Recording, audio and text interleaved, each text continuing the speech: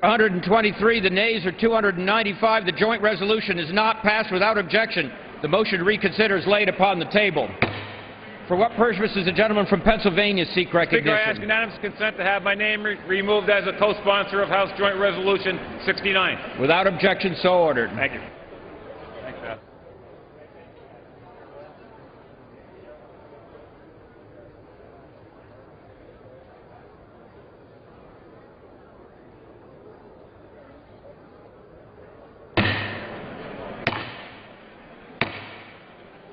House will be in order. Will the members kindly vacate the well and clear the aisles? Staff, take conversations off the floor of the House.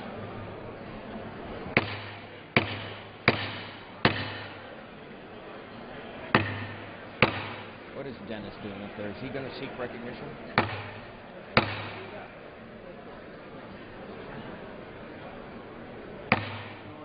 House will be in order.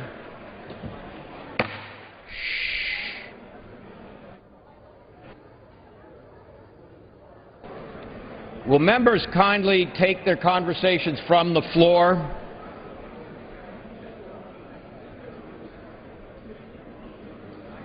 We're all right, sir.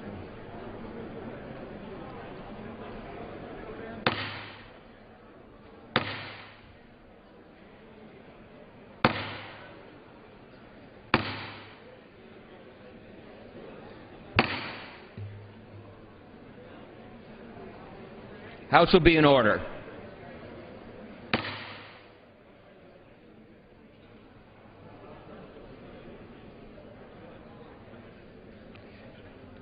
Gentleman from Florida. Mr. Speaker, pursuant to House Resolution 328, I call up H.R. 2278 to limit the use of funds appropriated to the Department of Defense for United States Armed Forces in support of North Atlantic Treaty Organization Operation Unified Protector with respect to Libya, unless otherwise specifically authorized by law. And I ask for its immediate consideration. Gentlemen will suspend. The House is not in order. Will members kindly take their conversations off the floor?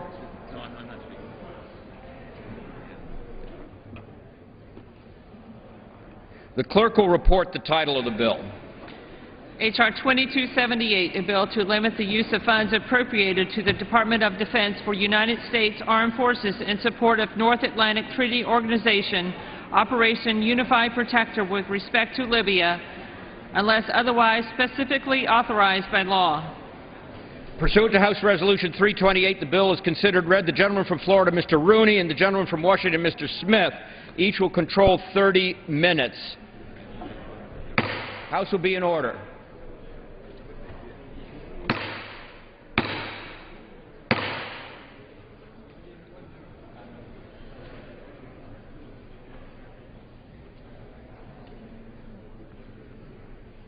The chair recognizes the gentleman from Florida. Mr. Speaker, I ask unanimous consent that all members have 5 legislative days within which to revise and extend their remarks and include extraneous material on the bill under consideration. Without objection, so ordered. Mr. Speaker, I yield myself such time as I may consume. Will suspend. House will be in order. Please take your conversations off the floor.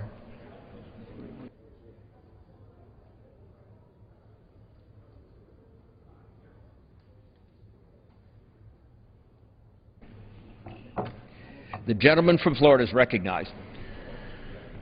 Mr. Speaker, on March 19th of this year, the President sent us into kinetic military activity or war in Libya.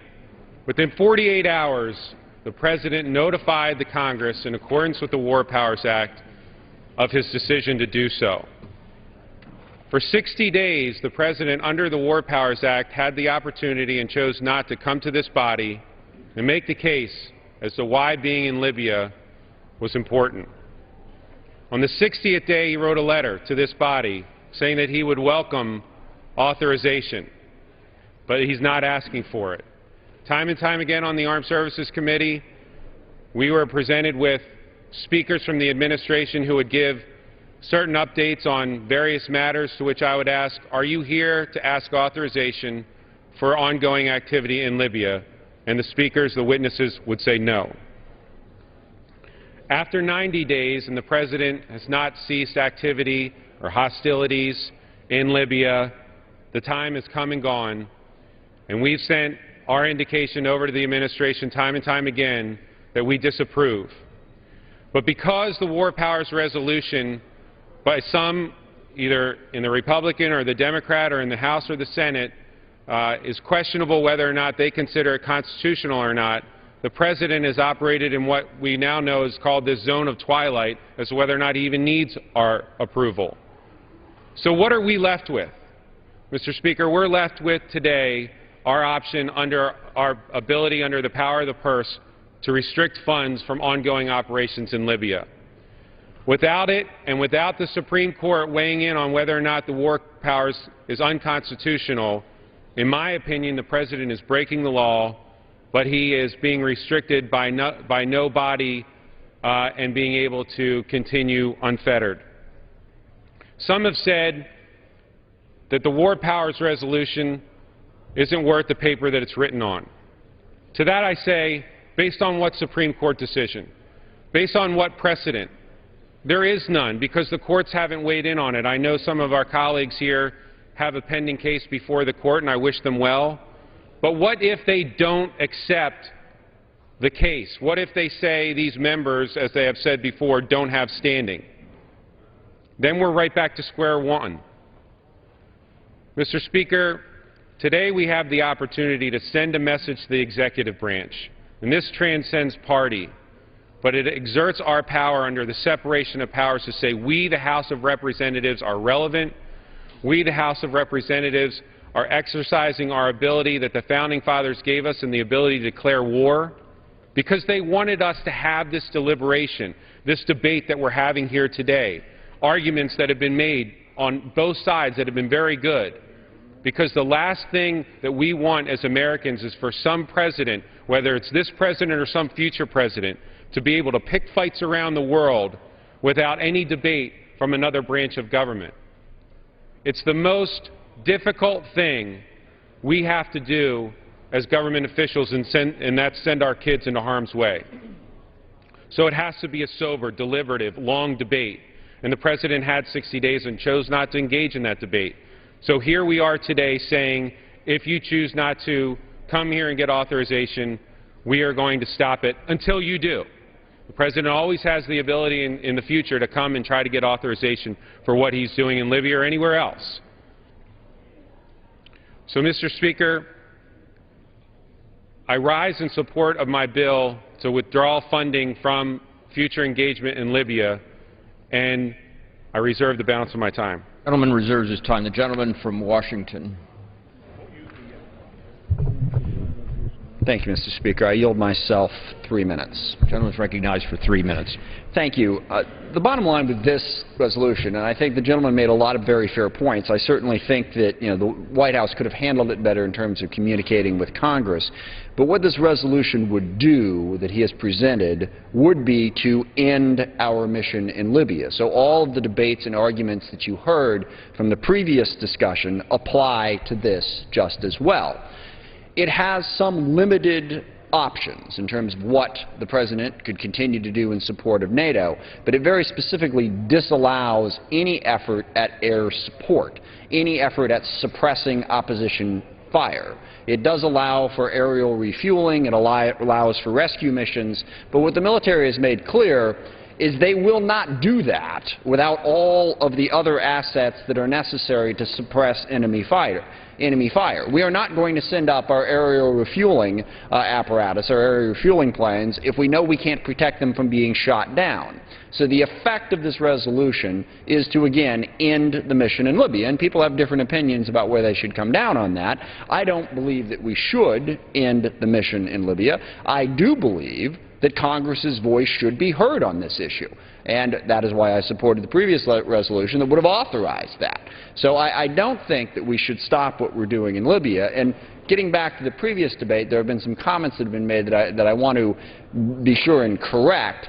I think we have a much better idea of who the forces in Libya fighting against Muammar Gaddafi are than has been said. And we know this because they control roughly half the country right now. What our mission was able to do, it stopped Muammar Gaddafi from being able to crush the folks who are rising up against him and retake the territory that they have. So in Benghazi and in most of I think it's eastern Libya, it is controlled by these opposition forces. And by all accounts, they are running a very sensible government. It is not an Islamic State. It does not have al-Qaeda influence. It has a bunch of people who are simply trying to exercise free expression that they have been denied for nearly 40 years by Muammar Gaddafi. We have a very good idea who these people are. They are precisely the type of people that the United States of America should be supporting. And as I mentioned before, in our great struggle against al-Qaeda, one of the centerpieces of it is ideological. The ideology that bin Laden and many others advance is very anti-Western. And their biggest argument is that the West has consistently supported governments that have repressed the Muslim people, that we have not been good for them. And there are at least one or two instances when that argument actually has some facts to back it up.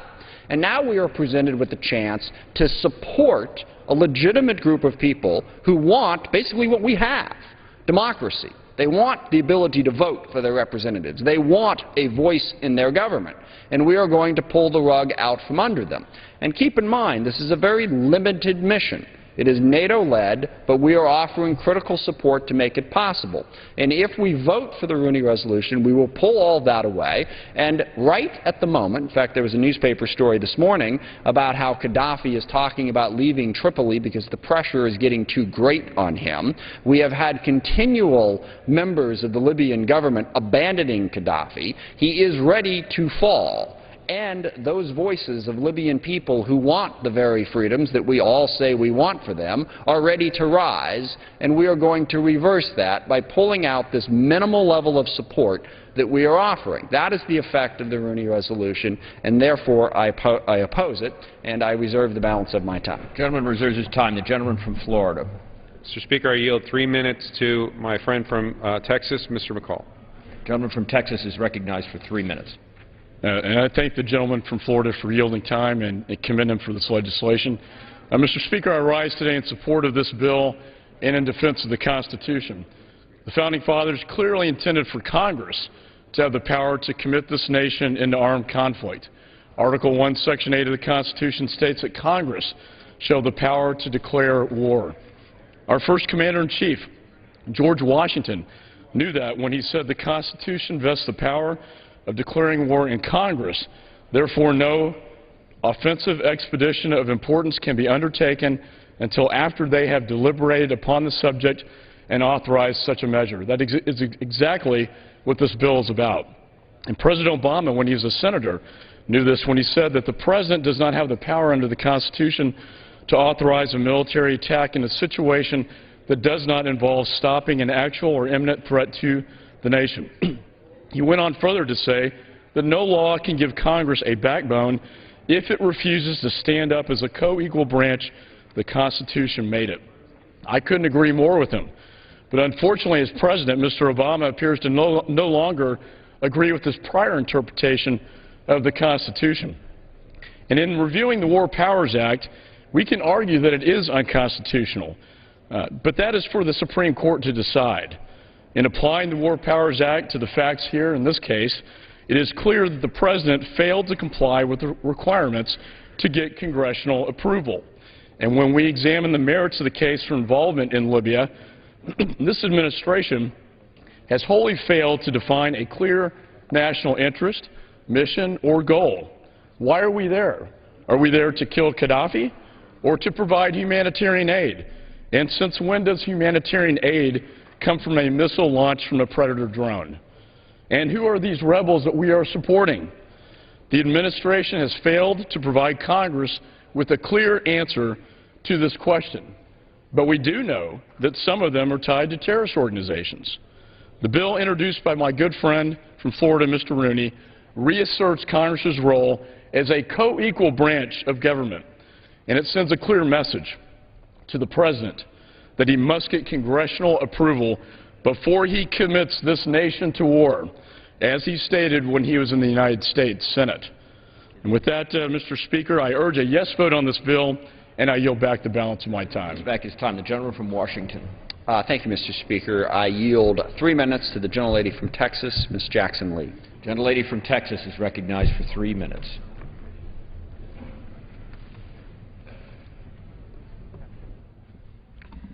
Let me thank Mr. Smith, and let me thank him for his leadership and for characterizing where we are today as a conflicted and, if you will, highly uncertain posture.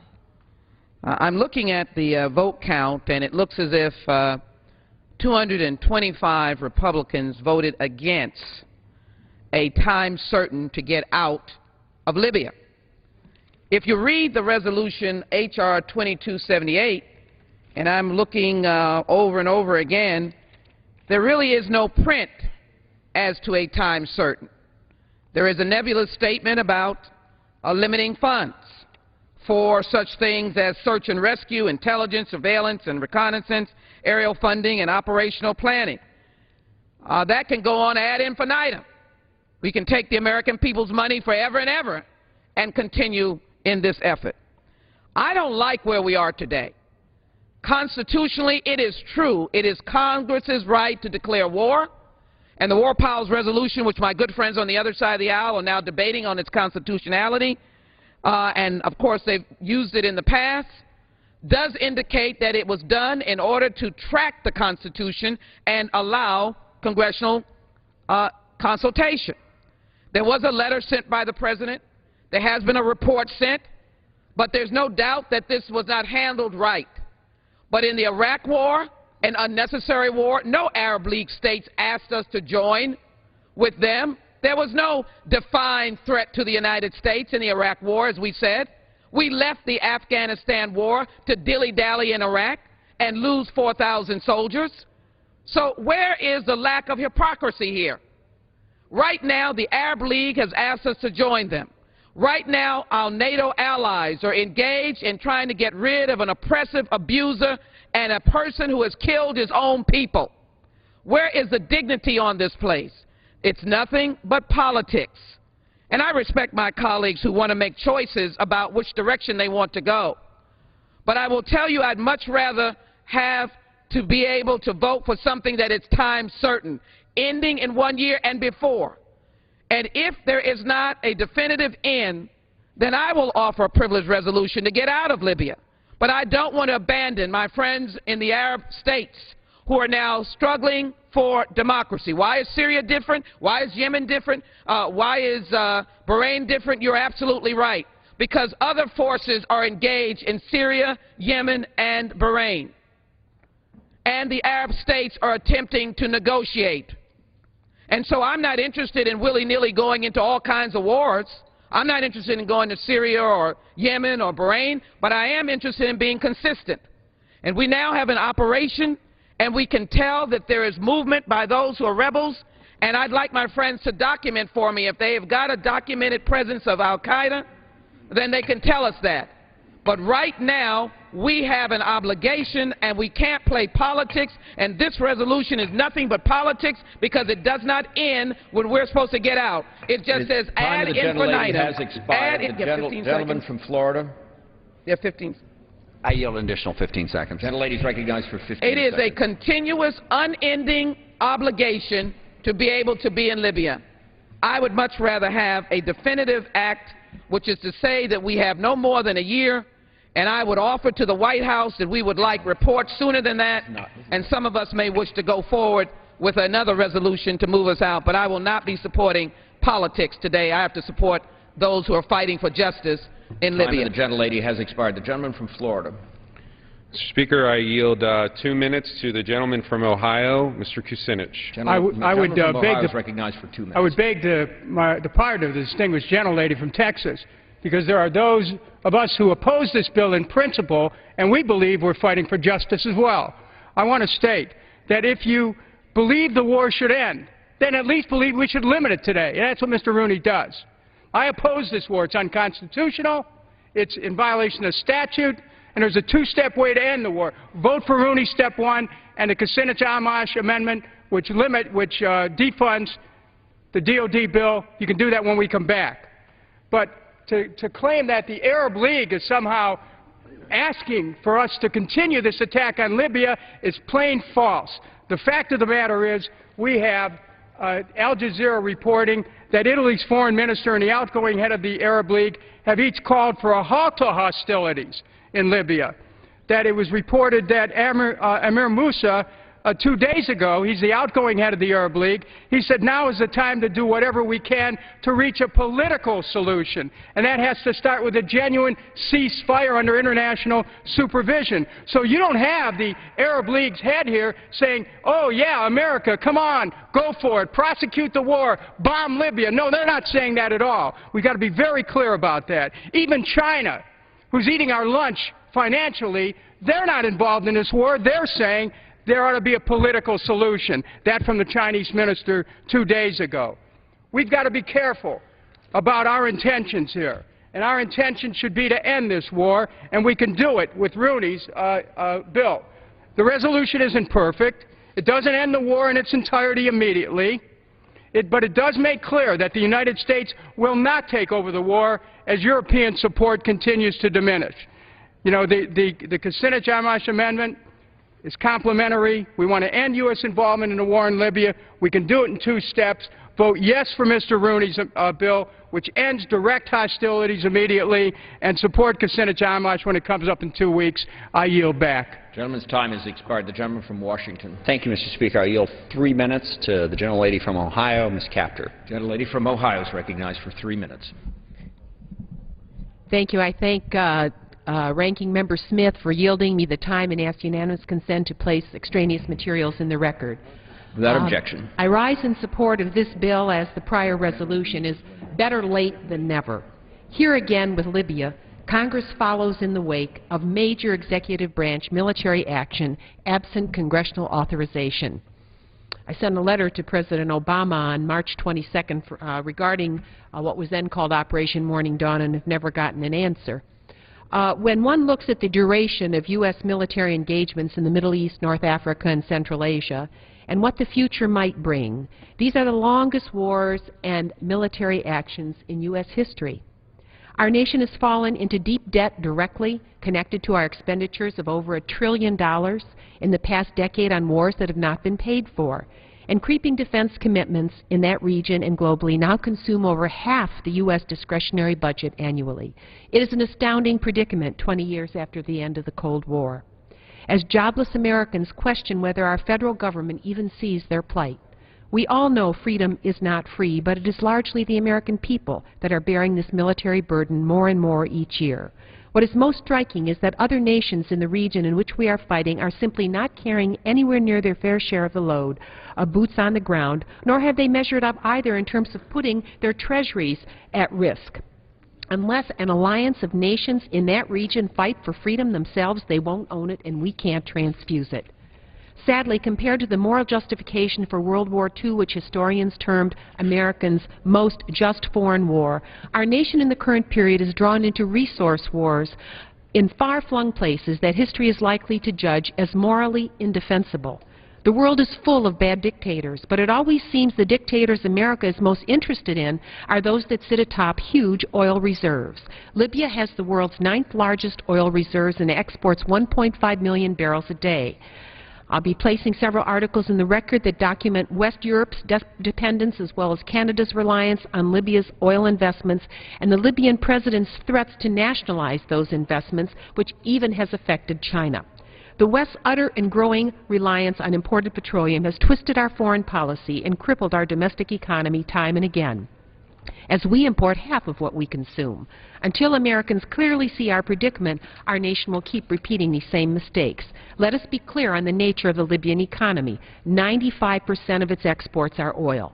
80% of its government revenue derives from oil sales. Oil represents 25% of Libya's GDP and its most important industry. and Libya is Africa's third-largest oil producer. The major powers involved in this military operation have vast pecuniary interests at stake for the multinational oil corporations that operate in Libya, whether it is Italy, from which operations are being staged and which gets 22% of its oil from Libyan operations through firms like Eni and Repsol, or Canada, whose NATO general is leading operations, while Canada's second-largest corporation, Suncor Energy, has major oil operations in Libya. Might I have an additional 15 seconds, please? I yield to the gentlelady an additional 15 seconds. I appreciate that. An article I'm submitting for the record reports that Saif al-Island Gaddafi, the son of Colonel Gaddafi, warned that in the event of a civil war, Libya's oil wealth would be burned. One can see why the global powers took note. In fact, China lifted 55,000 of its oil workers out of Libya. History will judge whether these resource wars and selective dictator disposals are justifiable, but the answer for America is to invest here at home and to restore America's energy independence and to extricate ourselves from all these foreign oil involvements. I yield back my remaining time. Gentlelady's time has expired. The gentleman from Florida. Mr. Speaker, I yield 2 minutes to my friend and colleague, the chairman of the Subcommittee on Strategic Forces, the gentleman from Ohio, Mr. Turner. The gentleman from Ohio is recognized for 2 minutes. Thank you, Mr. Rooney. I appreciate the time and also your advancing this resolution. The President has not made the case for committing our military to the conflict in Libya. The President claims that these military actions do not constitute hostilities. However, the American people know otherwise. The President is engaged in military action against Libya and the Gaddafi regime without congressional approval. In addition to ignoring Congress, many believe that the President has exceeded the scope of the UN Security Council resolution imposing an embargo, a no-fly zone, and authorizing civil protection of the Libyan people. The President has told us who we're against, Gaddafi, but he cannot tell us who we are for. Secretary Gates has indicated that we know little about the opposition or rebels. We do not know their geopolitical view towards their neighbors or us. We do not know their commitment to domestic diversity. Are we going to have atrocities? We do not know their ideology or their preferred form of government, or if they have a commitment to non-proliferation of weapons of mass destruction, an issue that is incredibly important in the area of Libya. The President has used the United Nations approval of civil protection to wage an all-out war on Gaddafi without congressional approval or American support.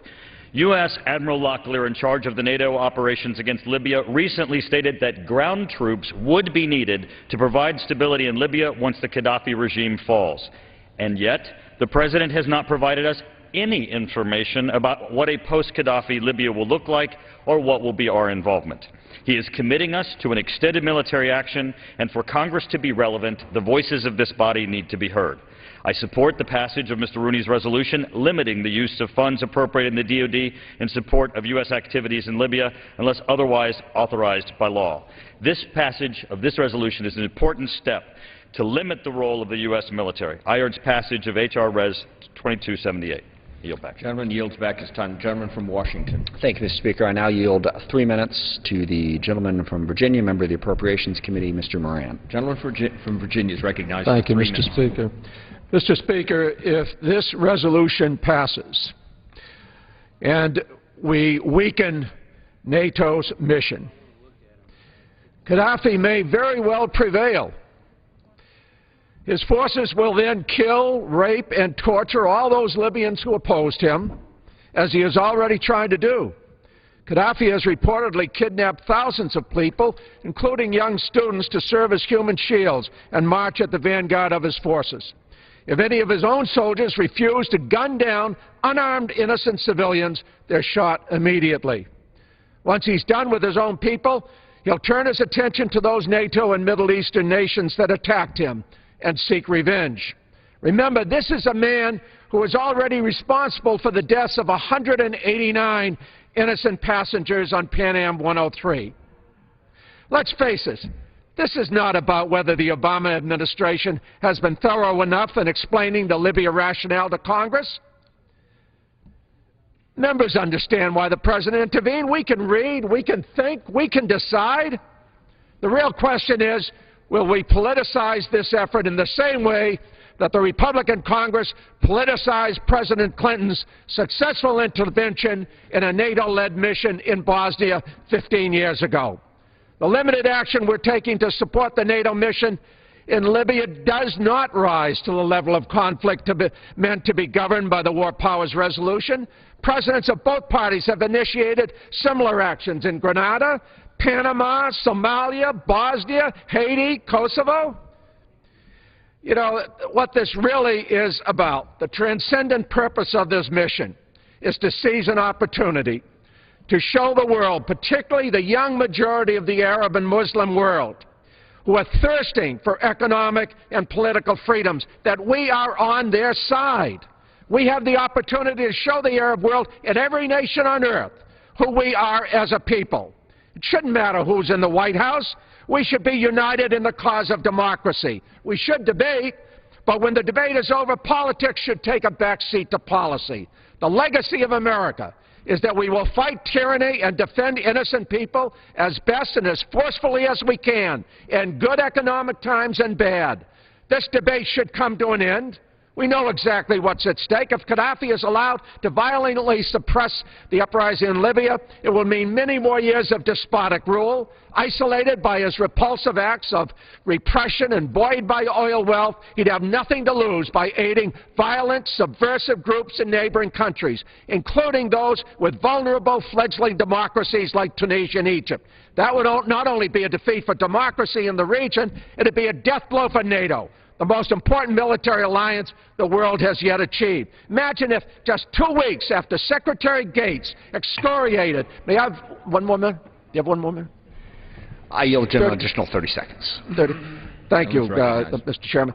Imagine if just 2 weeks after Secretary Gates excoriated some of our NATO allies for skimping on their commitments to the global security infrastructure that is a key to our economic system and the open societies that safeguard our prosperity and our way of life. Imagine if now we turned our backs on NATO. What a global embarrassment. Now is the time to stand together against a murderous dictator, to give democracy an opportunity in a part of the world that has not experienced it, a part of the world which is vital to America's security. That's why I urge my colleagues to reject this legislation. Thank you, Mr. Speaker. The gentleman's time has expired. The gentleman from Florida. Mr. Speaker, I yield 2 minutes to my friend and colleague, Mr. Lynch from Massachusetts. The gentleman from Massachusetts is recognized for 2 minutes. Thank you, Mr. Speaker, and I thank the gentleman for yielding. I rise in support of Mr. Rooney's resolution.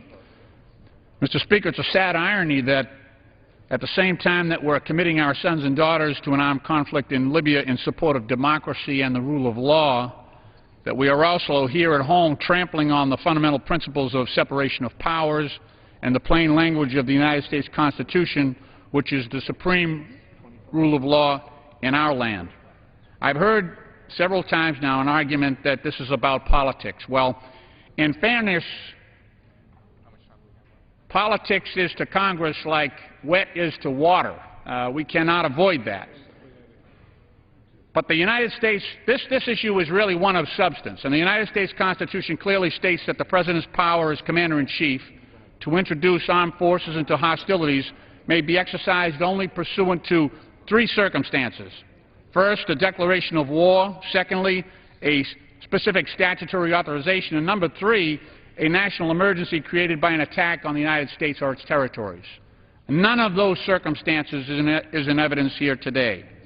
So despite my great admiration and respect for our President, a lawful premise for this Libyan operation does not exist. I've also heard the argument that we have to join with our international neighbors, that we can't desert them. Well, as a matter of fact, I've been to Iraq now 14 times. I've been to Afghanistan 10 times. When we first went into Afghanistan, when I first went over there after hostilities started, it used to be 50% United States and 50% the rest of the world. Now when I go, it's about 75% the U.S. and 25% the rest of the world. So they have migrated out of Afghanistan. And at the same time, they're asking us to pick up the load in Libya. I also, on my trips, I don't meet any of our kids on their first tour of duty anymore. When I meet our kids, they're on their 3rd, 4th, 5th tour of duty. We're stretched very thin. Our military families are stretched very thin.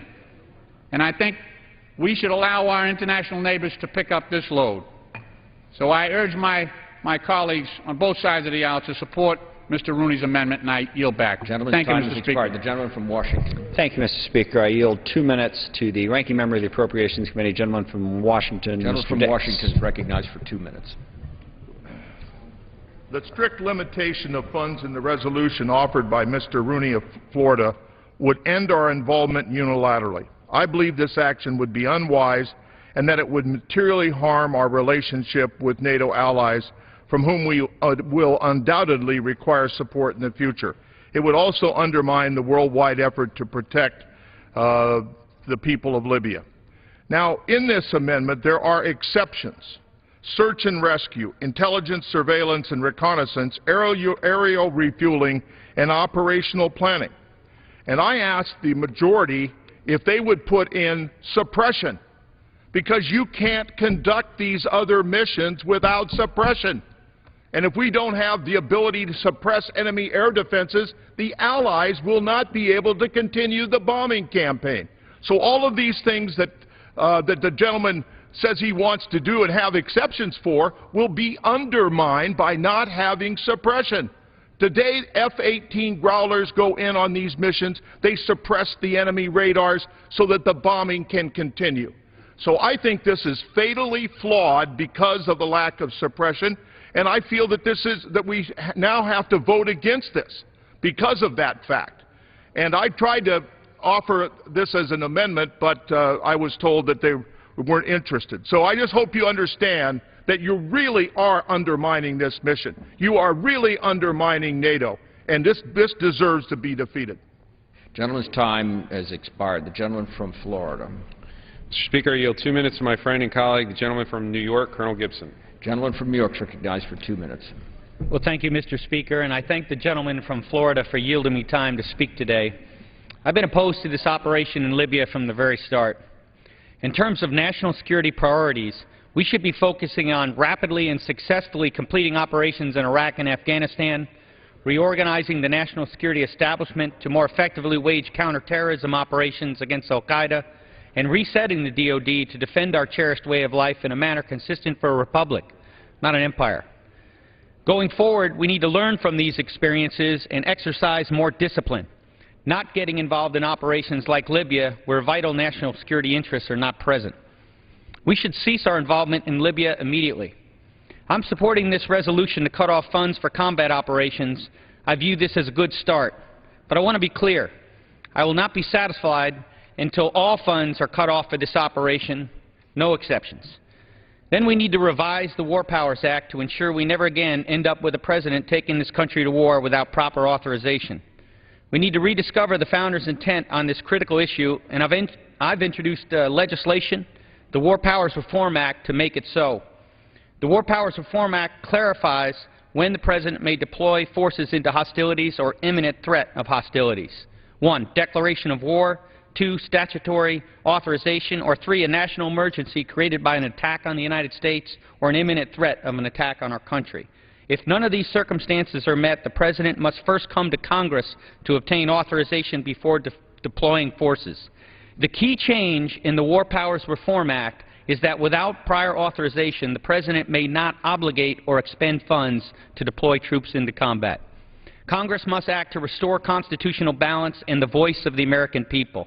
We need to reform the War Powers Act, and I urge my colleagues to support both this bill and Mr. Rooney's resolution on Libya that we are voting on today. And I yield back the balance of my time. The gentleman yields back. The gentleman from Washington. Thank you, Mr. Speaker. I yield 1 minute to the gentleman from Illinois, Mr. Kinzinger. Gentleman from Illinois is recognized for 1 minute. Thank you, Mr. Speaker, and thank you for yielding. America is a beacon of light around the world. And at a time when many were cowering in their house, wondering if this genocide that Gaddafi was bringing to their doorstep would come tomorrow or the next day, American fighters came in and pressed Gaddafi's forces back and pushed him back into Tripoli. America has stood for the side of freedom in this Arab Spring. America has stood for people that don't have a voice for themselves. Don't let a dispute between the legislative branch and the executive branch result in us pulling the rug out from standing up for freedom.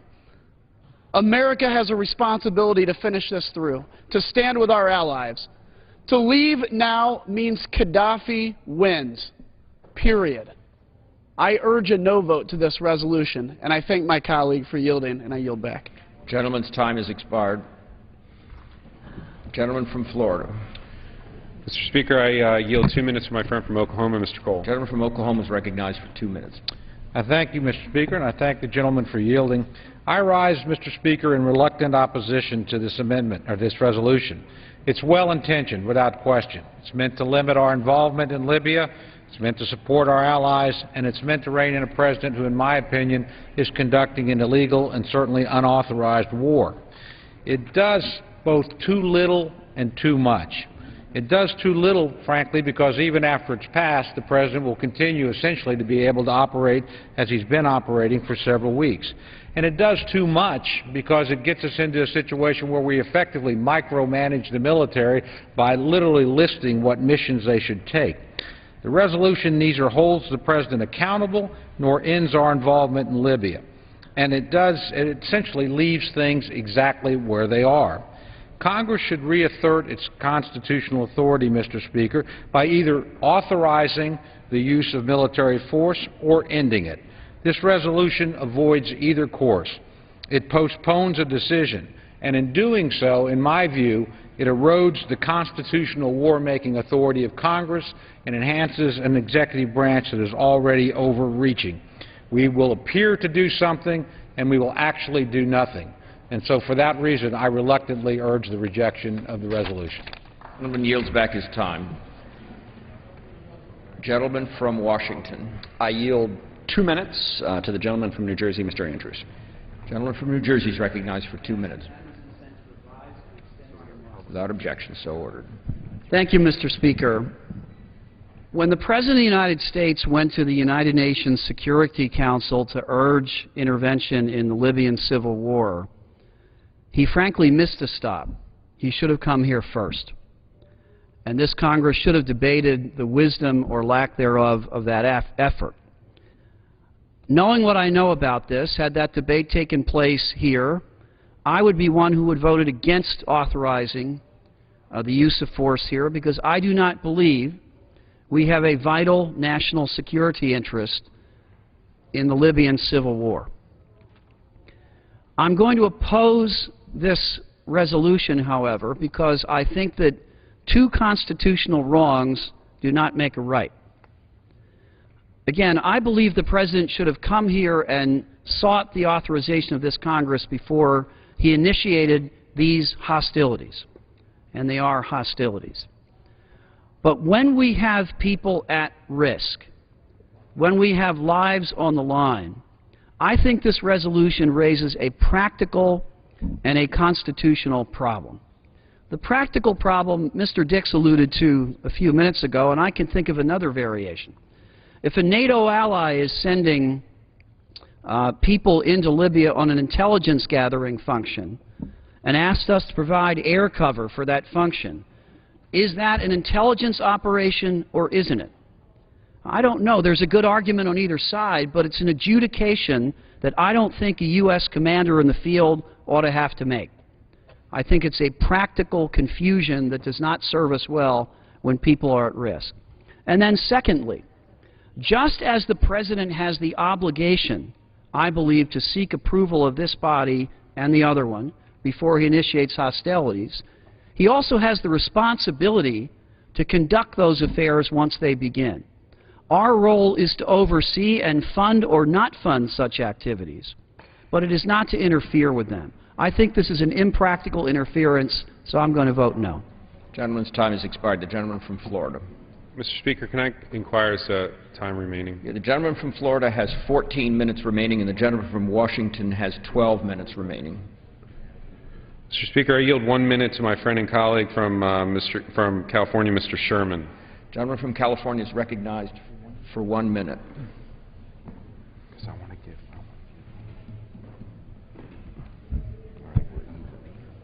This bill defunds Libya unless authorized specifically by law.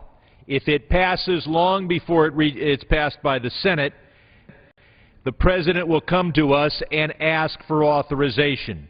And I, for one, would want to grant limited conditional authorization. Now, we just rejected an authorization provision that was, in effect, all authority and no limitation. At least that's certainly how it would be interpreted by the White House legal counsel, given how it was drafted.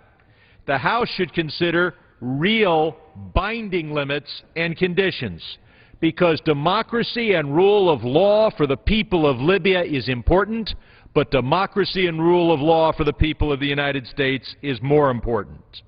There are those who regret that they cannot offer an amendment to this bill. Yes, they can. The motion to recommit will be in order just as soon as we end debate. I know that we've had important resolutions from the Arab League, the UN, and NATO. Those are not substitutes for Congress. The War Powers Act is the law of the land, and if we don't stand up for it now, when will we? And if this president won't obey it, which president will? I yield back. Gentleman's time has expired. The gentleman from Washington. Thank you, Mr. Speaker. I yield 1 minute to the gentleman from Georgia, member of the Foreign Affairs Committee and also a member of the NATO Parliamentary Assembly, Mr. Scott. The gentleman from Georgia is recognized for 1 minute. Thank you very much. Mr. Smith. What we have here is two essential arguments. One is more of an intramural argument between Congress and the White House. But it is a misplaced argument because there is no precedent that has come to this Congress for a declaration of war since World War II.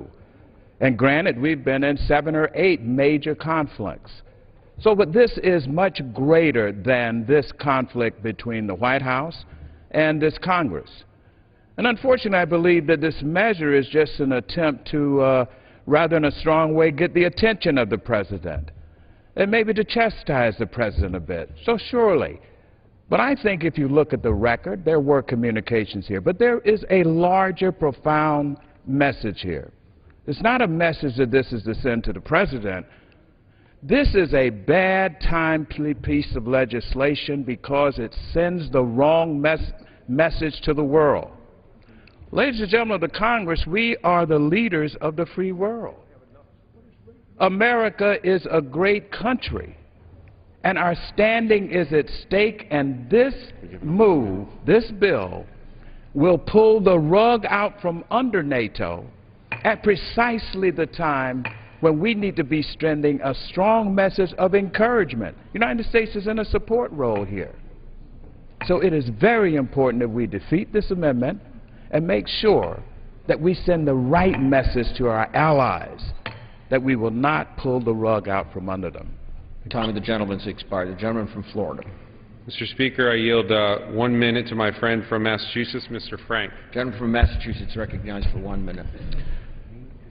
Mr. Speaker, I want to send a message to our allies, and I don't think we are pulling the rug out from under them. Look at these wealthy, populous nations of Western Europe. I believe it is a good thing to get rid of Gaddafi, but does America have to do everything?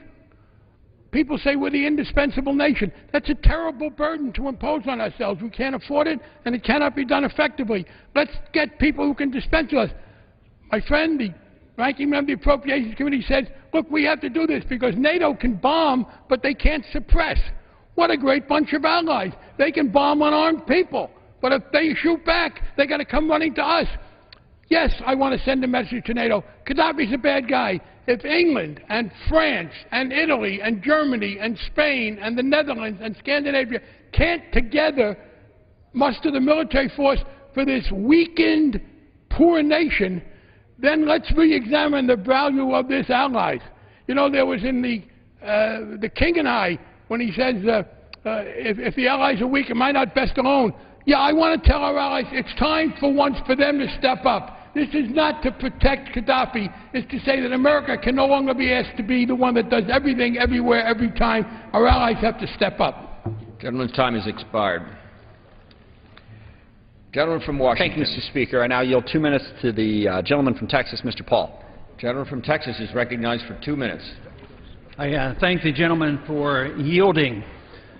I rarely speak on the House floor, and almost never have I ever come to the floor 2 times in one day to speak on this one issue. But this is my 4th trip to the floor today on this issue because I consider it so important and so serious. If I could rename this bill, I would call it a bill to authorize the use of force in Libya. That is what we're doing. We should not kid ourselves. We are authorizing the use of force. We are endorsing the Obama war in Libya. And some see this as weakening our presence over there, but there is no doubt, if you read it carefully, we are expanding and giving authority because of the exceptions. The exceptions include search and research, intelligence, surveillance, reconnaissance, refueling, planning, contract labor probably can still go in, the CIA's in there already, special forces, and paying for it. How can you do all that without paying for it? So we are there. This will be the first time the President will have received any information from the Congress that it's okay to pursue what we're doing. We're supposed to be sending the message that we're in charge of when we go to war and when we pay for this war. We're not supposed to lie over and capitulate to what the President wants, as we have been for too many years.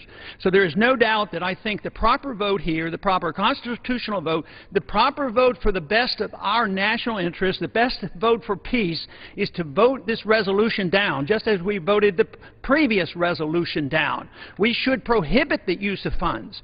You know, a lot of us complain on this House floor because of the way the President went to war. He didn't come here. He went to NATO. But this supports NATO. One of the arguments in favor of this bill is we have the exceptions so we don't want to break ties in our allegiance to NATO. Well, that's what we're supposed to be doing. We're supposed to be reclaiming the sovereignty and the responsibilities here in the House. We are not supposed to roll over for NATO and the United Nations. We're supposed to stand up for this country. We are not supposed to go into war under these conditions. And under those circumstances, I strongly urge a no vote on this resolution. Gentleman's time has expired. The gentleman from Florida. Mr. Speaker, I yield 2 minutes to my friend from Indiana, Mr. Burton. Gentleman from Indiana is recognized for 2 minutes. Somebody said a while ago we ought to be supporting the Arab Spring because there's movements toward democracy over there. We went into Libya to help in a humanitarian effort and get rid of Muammar Gaddafi. But who are we supporting? Nobody at the White House has come down here and said we're supporting this group of people. We don't know if it's the Muslim Brotherhood. We don't know if it's al-Qaeda. Now, we do know there are al-Qaeda operatives that came from Afghanistan fighting with the rebels in Libya. Are we supporting al-Qaeda? Are we supporting the Muslim Brotherhood? The Muslim Brotherhood in Egypt has opened up the border, or the government of Egypt, whatever that is right now, has opened up the border between Egypt and Gaza, which provides a mechanism for weapons to get into Gaza to fire on Israel. So before we start supporting a rebel movement and going after somebody like Gaddafi, we ought to find out who we're for. We're spending billions of dollars before this is over in a war where we don't even know who we're supporting, and it's in violation of the War Powers Act and the Constitution. This is something we should not be doing. The President should have come down here and made his case. He should have said what our goals are. He should have said who we're supporting and why we're supporting them. We're in a war against terrorism, and we may very well end up with terrorists controlling Libya and Egypt. And that is a tinderbox that we don't want. We get about 35% of our energy from that part of the world, and if all hell breaks loose because we've gone with the wrong guys, we've got a real problem in this country economically. And the President ought to be thinking about all that and making his case to the Congress in accordance with the Constitution and the War Powers Act before he does it. I yield back to balance my time. Gentleman's time has expired. The gentleman from Washington. Thank you, Mr. Speaker. I yield 1 minute to the gentleman from California, Mr. McClintock. The gentleman from California is recognized for 1 minute. I thank the gentleman for yielding. Mr. Speaker, this bill purports to cut off funding for combat in Libya. In doing so, it simply forbids what the Constitution already forbids, the waging of war without explicit congressional authorization. But then it specifically grants to the President what up until now he has completely lacked: congressional authority to engage in every conceivable belligerent act short of actually pulling the trigger, refueling bombers on their way to targets, identifying and selecting targets, guiding munitions to their targets, logistical support, operational planning. These are all acts of war in direct support of belligerents at war, and this bill authorizes them. The House has just considered whether to authorize war with Libya. It has specifically, categorically, and decisively rejected it. The President's now on notice that he is in direct defiance of Congress. That is the message we need to send today. Let's not enter a war through the back door when we've already decided not to enter it through the front. Gentleman's time has expired. Gentleman from Florida. Mr. Speaker, I yield 2 minutes to my friend from Texas, Judge Gomer. The gentleman from Texas is recognized for 2 minutes. Thank you, Mr. Speaker. It is true. Gaddafi's a bad guy. He needs to go. But the problem is, for those who say, will this mean the end of the Bush doctrine? Well, I don't know that this president's really been enforcing the Bush doctrine. But the problem is, as my friend Mr. Burton pointed out, we don't know who's going to replace Gaddafi.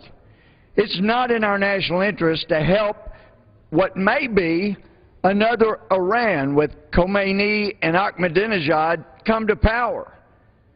And especially when we're releasing oil at a time when that oil should be saved in case it all goes to blazes in the Middle East and we don't have any coming from there. Now, I'm not crazy about the exceptions either. The search and rescue, intelligence surveillance, and reconnaissance, aerial refueling, operational planning, because this administration is probably going to describe everything they do as falling into those exceptions. But it's a step in the right direction. And some have said, well, and I know their hearts, and I know they mean well, we want to support our troops, and I don't like it when people say, let's back out and let's cut funding when troops are in harm's way. I've talked to enough troops who want somebody in Washington to say, this is insane, don't get us involved, because they're good soldiers, and when they get their orders, they're going to salute and they're going to go follow through on the orders. We're the body that must step forward and say, enough, Mr. President, we're not responsible to the Arab League, to NATO, or to the UN. We're responsible to the American people, and so though I don't like the exceptions, I will vote for this. It's taken a step in the right direction. I yield back. Gentleman yields back his time. Gentleman from Washington. Thank you, Speaker. I yield 1 minute to the gentlelady from Michigan, Ms. Miller. Gentlelady from Michigan is recognized for 1 minute. Mr. Speaker, I intend to vote no on this resolution. We just voted on a resolution on whether or not to authorize in Libya, and this House overwhelmingly voted no to authorizing that. I've been opposed to this action in Libya. I've not been persuaded that the U.S. has a vital interest there, and by the way, we were not attacked by Gaddafi. I spent 2 hours in a tent with Gaddafi in 2003. We were the first congressional delegation in over 38 years to be there. And, in fact, we were there because he was voluntarily giving up his nuclear arms. I will say that there probably are few dictators who are going to do that again after watching what's happening over there. He is a bloody dictator, but one of the things I learned, he hates al-Qaeda. I also think that this action vividly demonstrates the weakness of NATO, quite frankly. It's a great organization. We appreciate their partnerships, of course. They're our allies. But it's an antiquated organization. The United States is paying 75% of the cost of NATO, and NATO can't even take out a two-bit dictator like Gaddafi. Why? Because we've enabled our allies by providing their defense for them for decades, and instead of spending money on their defense, as they said, 2% of their GDP, they're spending their money on their social programs, they're spending their money on lower corporate tax rates, etc. So I would say yes, Gaddafi is a bloody dictator, he's a terrorist, he did not attack us, and by the way, let us remember who let the Lockerbie bomber out way early as well. We need to get out of Libya, Mr. Speaker. Gentlelady's time has expired. The gentleman from Florida. Mr. Speaker, I yield 1 minute to the distinguished gentleman from Ohio, the Speaker of the House. Gentleman from Ohio, the Speaker is recognized. Let me thank my colleague for yielding, and let me say that I'm disappointed that we've reached this point here today. Mr. Speaker, it didn't have to come to this. Nearly 100 days ago, the President initiated a strike against Libya without consultation from the Congress and without prior explanation to the American people.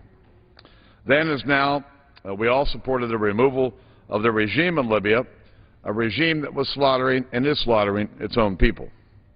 Yet rather than seek regime change from the start, the President chose to follow, not lead, and pursued a strictly humanitarian mission under the banner of the United Nations, with no plan for Colonel Gaddafi's removal.